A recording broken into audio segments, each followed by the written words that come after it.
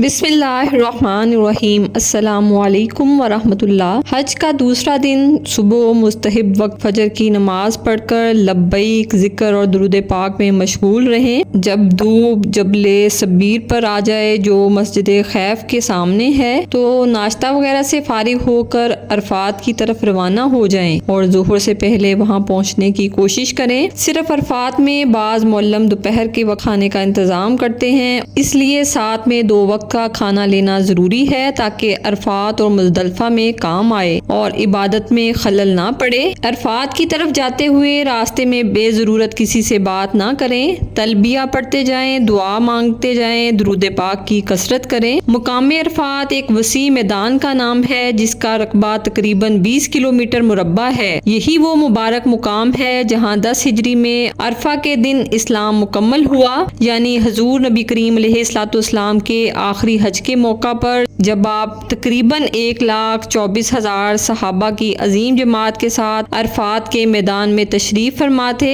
اس وقت یہ آیت کریمہ نازل ہوئی، الیوم اکملت لکم دینکم واتممت علیکم نعمتی ورضیت لکم الاسلام دینا۔ آج میں نے تمہارے لیے تمہارا دین کامل کر دیا، یعنی مکمل کر دیا، اور تم پر اپنی نعمت پوری کر دی اور تمہارے لیے اسلام کو دین پسند کیا۔ اور یہی عرفات وہ مبارک مقام ہے کہ جہاں آج 9ویں ذی الحج کو زوال کے بعد سے 10ویں کی صبح کے پہلے تک کسی وقت حاضر ہونا خواہ ایک ہی گھڑی کے لیے کیوں نہ ہو حج کا اہم ترین فرض ہے۔ اگر یہ چھٹ جائے تو اس سال حج ادا ہونے کی کوئی صورت ہی نہیں، یعنی قربانی وغیرہ کا کفارہ بھی اس کا بدل نہیں ہو سکتا۔ جب جبل رحمت پر نگاہ پڑے جو میدان عرفات میں ہے تو دعا کریں کہ مقبول ہونے کا وقت ہے۔ عرفات پہنچ کر آپ جہاں چاہیں ٹھہر سکتے ہیں، مگر جبل رحمت کے پاس ٹھہرنا افضل ہے کیونکہ حضور صلی اللہ علیہ وآلہ وسلم نے اس جگہ وقوف فرمایا تھا۔ لیکن اگر وہاں گنجائش نہ ہو یا آپ نے خیمے کا کرایہ یا معلم نے خیمہ دوسری جگہ لگایا ہو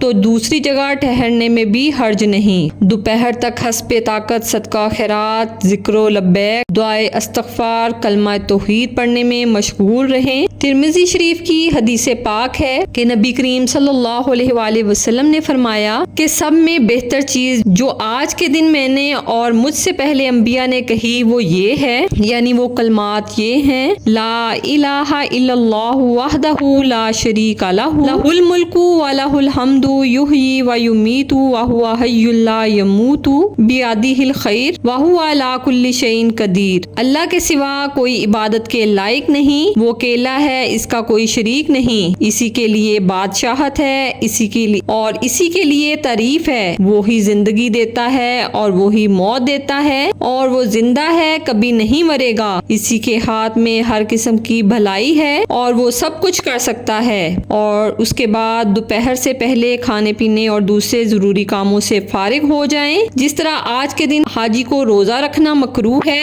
اسی طرح پیٹ بھر کے کھانا کھانا بھی مناسب نہیں، اس کی وجہ یہ کہ وہ سستی کا باعث ہوگا۔ اس کے بعد وقوف عرفہ، یعنی وقوف عرفہ کا طریقہ یہ ہے کہ دوپہر کے قریب غسل کریں کہ سنت ہے، اور غسل نہ کر سکیں تو وضو کریں، پھر دوپہر ڈھلتے ہی مسجد نمرہ میں جائیں جو عرفات کے قریب ہے، وہاں ظہر اور عصر کی نماز ظہر کے وقت میں ملا کر پڑھیں، پھر میدان عرفات میں داخل ہو جائیں۔ لیکن مسجد نمرہ کی حاضری آسان نہیں، اس لیے کہ خیمہ سے نکلنے کے بعد 8-10 لاکھ آدمیوں کی بھیڑ میں پھر اپنے ساتھیوں تک پہنچنا بہت مشکل ہے، بلکہ بعض حالات میں ناممکن ہو جاتا ہے۔ اسی طرح حاجی گم ہو جاتے ہیں جس سے وہ اور اس کے تمام ساتھی پریشان ہوتے ہیں، اور عرفات کی حاضری کا مبارک وقت دعائے استغفار کے بجائے الجھنوں میں گزر جاتا ہے۔ علاوہ ازیں مسجد نمرہ کا نجدی یعنی امام مقیم ہونے کے باوجود نماز قصر پڑتا ہے۔ ظہر کی نماز اپنے خیمے میں ہی پڑھیں، اور خیمے میں پڑھنے کی صورت میں بین الصلاتین نہیں، یعنی عصر کی نماز اس کے وقت سے پہلے پڑھنا جائز نہیں، خواہ تنہا پڑھیں یا اپنی خاص جماعت کے ساتھ پڑھیں۔ نماز سے فارغ ہونے کے بعد دعاؤں میں مشغول ہو جائیں، درود پاک، استغفار، تلبیہ اور اپنے متعلقین نیز جملہ مومنین و مومنات کے لیے نہایت عاجزی و انکساری کے ساتھ دعائیں کریں، اللہ تعالیٰ ان کی مغفرت فرمائے۔ بہقی شریف کی حدیث ہے کہ حضور صلی اللہ علیہ وآلہ وسلم نے فرمایا، جو مسلمان عرفہ کے کے دن زوال کے بعد وقوف کرے،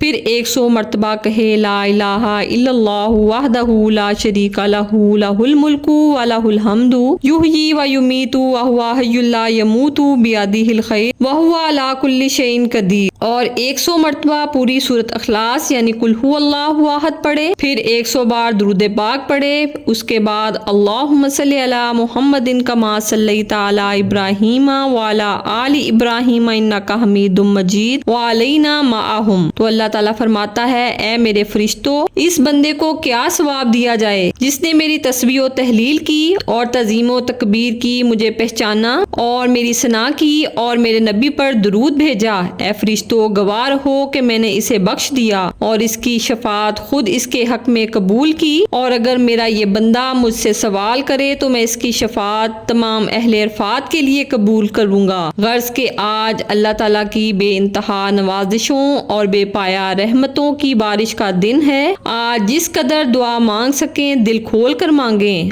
استغفار، درود پاک اور لبیک بھی پڑھتے رہیں۔ جب سورج ڈوبنے میں آدھا گھنٹہ باقی رہ جائے تو مزدلفہ جانے کے لیے بس پر سوار ہو جائیں۔ اگرچہ سورج ڈوبنے سے پہلے کسی بھی بس کو حدود عرفات سے باہر نہیں نکلنے دیا جاتا کہ نکلنے والوں پر کفارے کی قربانی لازم ہو جائے گی، لیکن مغرب سے پہلے ہی سڑکوں پر ہزاروں بسیں قطار میں لگ جاتی ہیں اور سورج ڈوبنے کے بعد ہی فوراً ان کی روانگی شروع ہو جاتی ہے۔ مزدلفہ کی روانگی سورج ڈوبنے کے بعد مغرب کی نماز پڑھے بغیر مزدلفہ کی طرف روانہ ہو جائیں اور راستے بھر ذکر و درود پاک، دعا، لبیک یعنی تلبیہ میں مصروف رہیں۔ جب مزدلفہ میں داخل ہو جائیں تو یہ دعا پڑھیں، اللہم حرم لحمی و عظمی و شحمی و شعری و سائر جوارحی علی النار یا ارحم الراحمین۔ اے اللہ میرے گوشت، ہڈی، چربی، بال اور تمام اعضاء کو جہنم پر حرام کر دے۔ سب مہربانوں سے زیادہ مہربان مزدلفہ پہنچ کر پہلے مغرب اور عشاء کی نماز عشاء کے وقت میں ایک ساتھ پڑھیں۔ اگر مزدلفہ پہنچنے کے بعد مغرب کا وقت باقی رہے تو ابھی مغرب کی نماز ہرگز نہ پڑھیں کہ گناہ ہے، اگر کسی نے پڑھ لی تو عشاء کے وقت میں پھر پڑھنی پڑے گی۔ یہاں جمع بیت الصلاطین اس طرح ہے کہ اذان و اقامت کے بعد مغرب کی فرض نماز ادا کی نیت سے پڑھیں، اس کے بعد فوراً بغیر اقامت عشاء کی فرض نماز پڑھیں، پھر مغرب کی سنت، پھر عشاء کی سنت اور پھر اس کے بعد وتر پڑھیں۔ یہاں دونوں نمازوں کو ایک ساتھ پڑھنے کے لیے مسجد یا امام کی کوئی شرط نہیں، آپ تنہا پڑھیں یا جماعت سے، بہرحال دونوں نماز عشاء کے وقت میں ایک ساتھ پڑھنی ہوگی۔ مزدلفہ میں پوری رات گزارنا سنت موقدہ ہے اور وقوف کا اصلی وقت صبح صادق سے لے کر اجالا ہونے تک ہے، لہٰذا جو اس وقت کے بعد مزدلفہ پہنچے تو وقوف ادا نہ ہوگا اور کفارہ کی قربانی لازم ہوگی۔ اسی طرح جو شخص صبح صادق ہونے سے پہلے مزدلفہ چھوڑ کر چلا گیا اس پر بھی کفارہ کی قربانی لازم ہے۔ ہاں کمزور عورت، بیمار، بھیڑ میں ضرر پہنچنے کے اندیشہ سے صبح صادق ہونے سے پہلے ہی چلا گیا تو اس پر کچھ نہیں۔ مزدلفہ کی جگہ بہت مبارک اور یہ رات بہت افضل ہے، لہٰذا نماز کے بعد دوسری ضروریات سے فارغ ہو کر باقی رات لبیک، ذکر و اذکار اور درود پاک پڑھتے رہنے میں وقت گزارنا بہتر ہے، اور دل چاہے تو تھوڑا آرام بھی کر لیں تاکہ تھکاوٹ دور ہو جائے۔ پھر شیطان کو مارنے کے لیے اسی جگہ سے چنے برابر کنکریاں چن کر دھو لیں۔ اگر 13ویں ذوالحجہ تک کنکری مارنی ہے تو 70 کنکریوں کی ضرورت پڑے گی، اور 12 تک مارنی ہے تو 49 کی۔ مزدلفہ صبح صادق ہوتے ہی توپ داغی جاتی ہے، یعنی کہ ایک توپ کی آواز آتی ہے۔ اس کا مقصد یہ ہوتا ہے کہ لوگ باخبر ہو جائیں اور وقوف کا واجب وقت اب شروع ہو گیا۔ اس کے بعد 10 ذوالحجہ شروع ہو جاتا ہے۔